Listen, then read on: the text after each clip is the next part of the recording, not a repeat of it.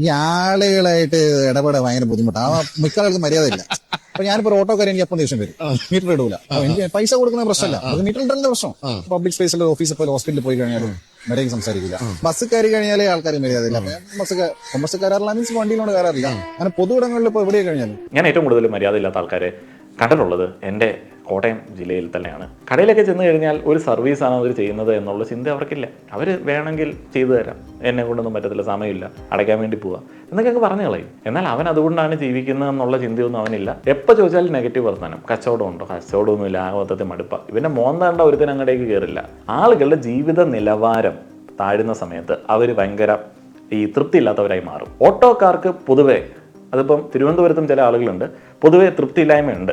എൻ്റെ ഫാദർ ഒരു ഓട്ടോ ഡ്രൈവറായിരുന്നു. അതുകൊണ്ട് തന്നെ ഇവരുടെ ഒരു സൈക്കോളജി എനിക്ക് കൃത്യമായിട്ട് തന്നെ അറിയാം. ഒരു താല്പര്യമില്ലാത്ത ഒരു ജീവിത രീതിയാണ് പല ആളുകളും പിന്തുടരുന്നത്. എൻ്റെ ഫാദർ അടക്കം വെച്ച് പുലർത്തിയിരുന്ന ഒരു രീതിയുണ്ട്. ഇവരാര് വിളിച്ചാലും ഒരിടത്തോട്ടും പോകത്തില്ല. എയർപോർട്ട് ഓട്ടം പോലെ അവർക്ക് നമുക്ക് കൊടുക്കാൻ പറ്റുമോ? പിന്നെ ഇവർ ആരെ പ്രദേശത്താണ് അവിടെ കിടക്കുന്നത്? സർവീസ് ചെയ്യാൻ മടിയാണ്. നിങ്ങളൊരു പരിപാടിയായിട്ട് ഇറങ്ങുന്ന സമയത്ത് ആളുകളുടെ യാത്ര എന്ന് പറയുന്ന ആ ഒരു ആവശ്യത്തെ നിങ്ങൾ നിർവഹിച്ചു കൊടുക്കുക എന്നുള്ളതാണ്. അല്ലാതെ അവിടെ സെലക്റ്റീവായിട്ട് അവിടോട്ടൊന്നും പോകാൻ പറ്റത്തില്ല, ഇവിടോട്ടാണെങ്കിൽ പോകാം എന്നൊക്കെ പറയുന്നത് എന്നാ ഒരു തോന്നിയാസാണ്.